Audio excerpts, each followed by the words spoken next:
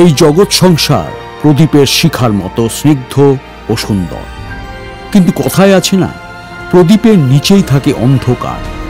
সেই বিভীষিকাময় অন্ধকার জগতের এক অন্যতম সদস্য হল পিশাচ।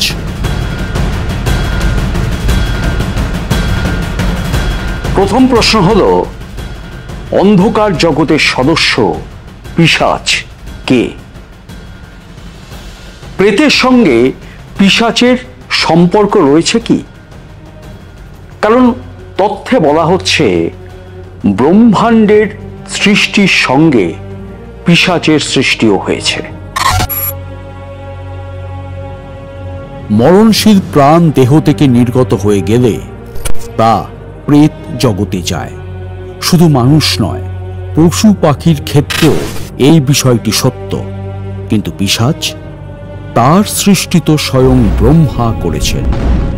মৃত্যুর পর পিশাচ হয়, এটা একেবারে ভুল ধারণা। পিশাচ এক আলাদা ডাইমেনশন।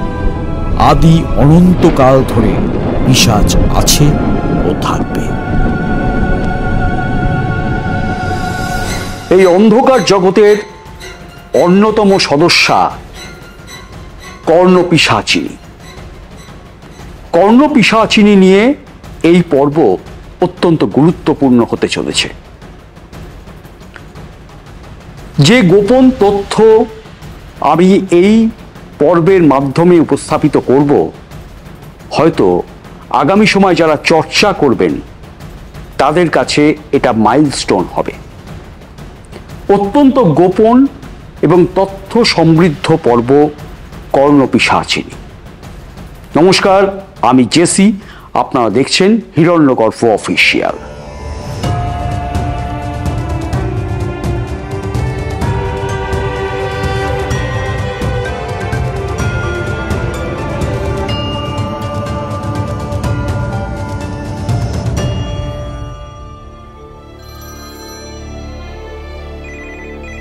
মোবাইল ফোন বর্তমান সময় আর শৌখিনতায় নয়, যোগাযোগের অন্যতম গুরুত্বপূর্ণ মাধ্যম। ফোন কানে দিয়ে আপনি পৃথিবীর যে কোনো প্রান্তের যে কোনো মোবাইল ফোন রয়েছে এমন ব্যক্তির সঙ্গে যোগাযোগ করতে পারেন। কিন্তু ডিভাইস ছাড়া আপনার কানে কানে যদি কোনো বার্তা এসে পৌঁছয়, তাহলে কেমন হবে? সত্যি কি এটা সম্ভব? হ্যাঁ, সম্ভব। কোনো ডিভাইস ব্যতীত আপনার কানে কানে তথ্য আপনি চাইছেন, সেটা সম্ভব। কিন্তু এর জন্য আপনাকে কর্ণপিশাচিনীর সাধনায় সিদ্ধ হতে হবে। সাধকের সামনে বসে থাকা কোনো ব্যক্তি বা সামনে থাকা কোনো ব্যক্তি তার সম্পর্কে সমস্ত ইনফরমেশন, সমস্ত তথ্য কর্ণপিশাচিনী কানে কানে এসে বলবে। কর্ণপিশাচিনী সাধনা যেমন নিম্ন মার্গের, তেমন সাধকের নিম্ন রুচির পরিচয় পাওয়া যায়। অন্যান্য সাধনার মতো কর্ণপিশাচিনী সাধনার ক্ষেত্রেও 11 দিনের প্রস্তুতি নিতে হয়। মূল সাধনা শুরুর 11 দিন আগে থেকে নিজেকে অপরিষ্কার রাখতে হবে। স্নানের মতো নিজেকে পরিষ্কার রাখার যাবতীয় পদ্ধতি স্থগিত রাখতে হবে। গুরুর নির্দেশ মতো একটি জনবিচ্ছিন্ন জায়গা সাধনার জন্য বেছে নিতে হবে। নির্দিষ্ট সাধনা শুরুর দিন পর্যন্ত সেই জনবিচ্ছিন্ন জায়গায় নিয়ম করে মূত্র ত্যাগ করতে হবে। সাধনার প্রস্তুতি পর্ব থেকে সাধারণ সংসার জীবন থেকে নিজেকে সরিয়ে নিতে হবে। গুরু ছাড়া এই সাধনা করার কথা স্বপ্ন দেখাও দরকার নেই। কারণ কর্ণপিশাচিনীর সাধনা তিনি করতে পারেন যিনি সেই গুরুর পরামর্শেই করতে পারেন যিনি কর্ণপিশাচিনী সিদ্ধ হয়েছেন। সেই গুরুর কাছ থেকেই তিনি নতুন সাধক পরামর্শ নিতে পারেন আগামী দিনে তিনি কিভাবে সাধনাটি করবেন। এবং ওইভাবে নির্দেশ মেনে না করলে অসুবিধা অনেক আছে। এত ছোট ছোট বিষয় থাকে এই কর্ণপিশাচিনীর সাধনায়, যেখানে খুব তুচ্ছ করার মতো প্রথমে আপাত দৃষ্টিতে মনে হবে যে এটা এমন কিছু বিরাট ব্যাপার না, কিন্তু তার মধ্যে এত ছোট ছোট ছোট ছোট বিষয় থাকে। যেমন ধরো এই যে মলমূত্র ত্যাগ, এই মলমূত্র ত্যাগ একটা নির্দিষ্ট জায়গায় করতে হয়, ওই জায়গাটি গুরু নির্দেশ করে দেবেন। সব জায়গাতেই ওই ত্যাগ করা যাবে না, একটা পার্টিকুলার জায়গাতে প্রতিদিন একইভাবে তাকে ওই ক্রিয়াটি করতে হবে। আরেকটা জিনিস আছে, যখন নিবেদন হয় প্রত্যেকটা দিনের কর্ণপিশাচিনী সাধনার যে উপচারগুলি, উপচার নিবেদনের বিশেষ রীতি থাকে। যিনি কর্ণপিশাচিনী সিদ্ধ হয়েছেন সেই সাধকই পরবর্তীকালে আবার সাধক তৈরি করতে পারবেন। প্রস্তুতির পর এবার মূল সাধনায় প্রবেশ করতে হবে সাধককে। গুরুর গাইডেন্সে সাধক কর্ণপিশাচিনী সাধনা শুরু করবেন। এই সাধনায় যেসব দ্রব্য প্রয়োজন হয় তার সঙ্গে অবশ্যই প্রয়োজন হয় বুনো ফুলের। সাধনার সময়সীমা নিয়ে নানা মুনির নানা মত রয়েছে, তবে 21 দিনের সাধনা প্রাধান্য পায়। অনেক সাধকের মতে বর্তমান সময় কর্ণপিশাচিনী সাধনায় সিদ্ধি পেতে 5.5 মাস সময় লাগতে পারে। সাধকের কাছে 7খানি মালা থাকবে, জপের মালা, রক্ষামালা এবং গলায় 2টি মালা। এর সঙ্গে আরো 3টি মালা থাকবে।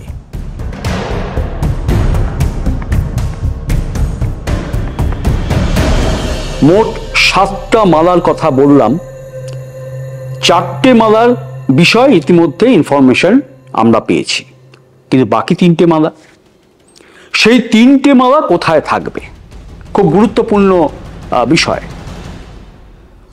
গুরু যখন তার শিষ্যকে কর্ণপিশাচিনী সাধনা নিয়ে গ্রিন সিগন্যাল দেবেন, তখন গুরু তার গুরু পরম্পরার যে ভিত্তি সেটাকে ইমপ্লিমেন্ট করতে চেষ্টা করবেন এই সাধনার ক্ষেত্রে। ফলে গুরু পরম্পরার ক্ষেত্রে অনেকে ক্ষেত্র প্রস্তুত করেন।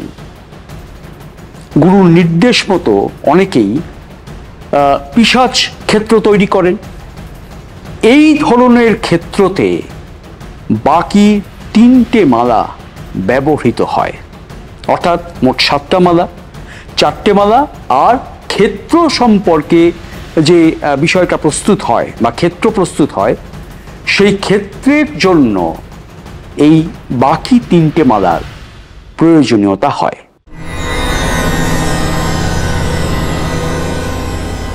ভয়ঙ্কর এই সাধনা চলাকালীন সাধক নিজের মল খাবেন। নিজের মল যেমন খাবেন তেমনি সাধক সর্বাঙ্গে মাখবে।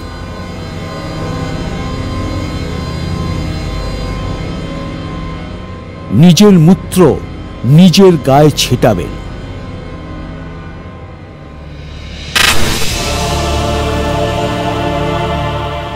সাধনার নির্দিষ্ট দিনে সিদ্ধি প্রাপ্তির পর আবির্ভূতা হয় কর্ণপিশাচিনী। সাধক তখন তার গলায় থাকা একটি মালা খুলে পিশাচিনীকে দেবে। তবে বিবাহ বা আকাশবাণীর মতো ঘটনা এক্ষেত্রে ঘটে না।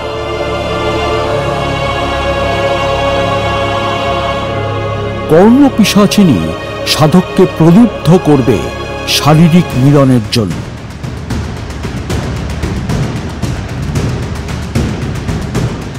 সাধক ও কর্ণপিশাচিনীর যৌন সঙ্গম হবে, কারণ এটা সাধনার অঙ্গ। কিন্তু এরপরও একটা প্রশ্ন আছে যে কর্ণপিশাচিনী দেখতে কেমন? সাধক গুরুর গাইডেন্সে সাধনা করছেন, নির্দিষ্ট সময়ের পর কর্ণপিশাচিনী আবির্ভূতা হবে। এখানে অত্যন্ত তথ্য সমৃদ্ধ বিষয় হচ্ছে যে কর্ণপিশাচিনী দেখতে অত্যন্ত সুন্দরী। যত ভয়ঙ্করী হোক না কেন, সৌন্দর্যে কিন্তু অসাধারণ। ছোট্ট একটা উদাহরণ দিতে পারি যে পৃথিবীতে তাবড় তাবড় যারা সুন্দরী রয়েছেন তাদের সৌন্দর্য যদি একটা ব্লেন্ডিং মেশিনে দেওয়া যায়, তার যে নির্যাস, যে সৌন্দর্যের নির্যাস, তার থেকে কয়েক গুণ বেশি কর্ণপিশাচিনীর সৌন্দর্য। কিন্তু এরপরে একটা চমক দেওয়ার মতো তথ্য রয়েছে।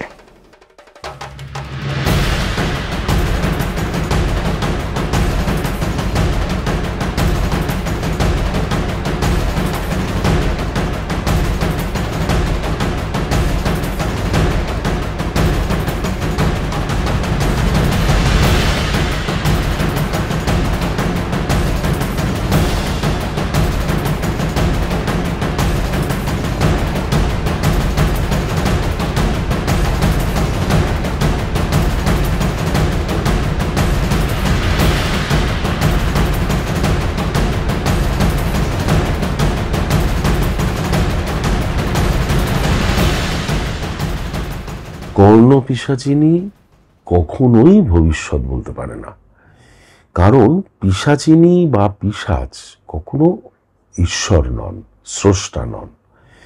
যিনি স্রষ্টা তিনি একমাত্র কি কি নাটক হবে আমাদের গোটা জীবনে তার পুরো স্ক্রিপ্টটা লিখেছেন। পিশাচ বা পিশাচিনীর ওটা ক্ষমতা নেই। সে এটা বলতে পারে যে অঙ্কের দৃশ্যগুলি তুমি অভিনয় করে এসেছি অলরেডি, হয়ে যাওয়া পটভূমিকা, হয়ে যাওয়া নাটকের সিনগুলি সে বলতে পারে, পুঙ্খানুপুঙ্খ রূপে বলতে পারে।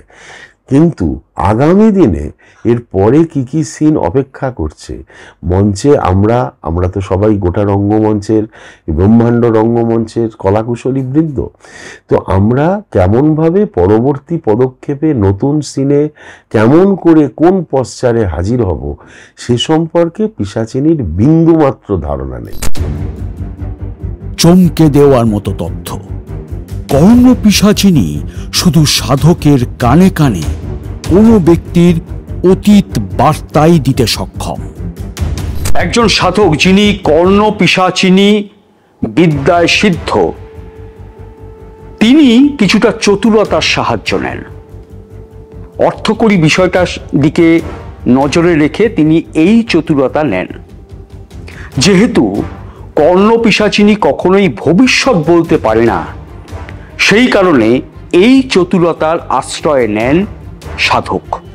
বহু মানুষ তারা তাদের ভবিষ্যৎ জানার জন্য যেমন সাধকের কাছে যাচ্ছেন, তেমন যাতে তার জীবন আরো উন্নত হয় তার রেমেডি চাইতেও সাধকের কাছে যাচ্ছেন সাধারণ মানুষ। এই ফায়দাটা সেই সাধক তোলেন। তিনি তার সামনে থাকা ব্যক্তির অতীত জীবনের পুঙ্খানুপুঙ্খ ব্যাখ্যা দেন। অমুক সময়, অমুক তারিখে, অমুক জায়গায় এই ঘটনা ঘটেছিল। মনস্তাত্ত্বিকভাবে উল্টো দিকে বসা, অর্থাৎ সাধকের উল্টো দিকে বসা মানুষটির ওই দৃঢ় চেতনাটা ভেঙে দেয়। তখন ওই ব্যক্তি ভাবতে থাকে যে এ তো সাংঘাতিক ব্যাপার, আমার সমস্ত কিছু বলে দিচ্ছে। আর তিনি যদি সেখানটায়, অর্থাৎ সাধক যদি সেখানে কোনো ভবিষ্যতের কথা বলেন, সেটা কিন্তু কর্ণপিশাচিনীর দ্বারা তিনি বলেন না। আশা করি কর্ণপিশাচিনী সম্পর্কে তথ্য আপনাদের কিছুটা দিতে পেরেছি। এবার প্রশ্ন হচ্ছে যে এত নিম্নমার্গের সাধনা, তাহলে আপনি হঠাৎ করে কন্টেন্টটা করলেন কেন?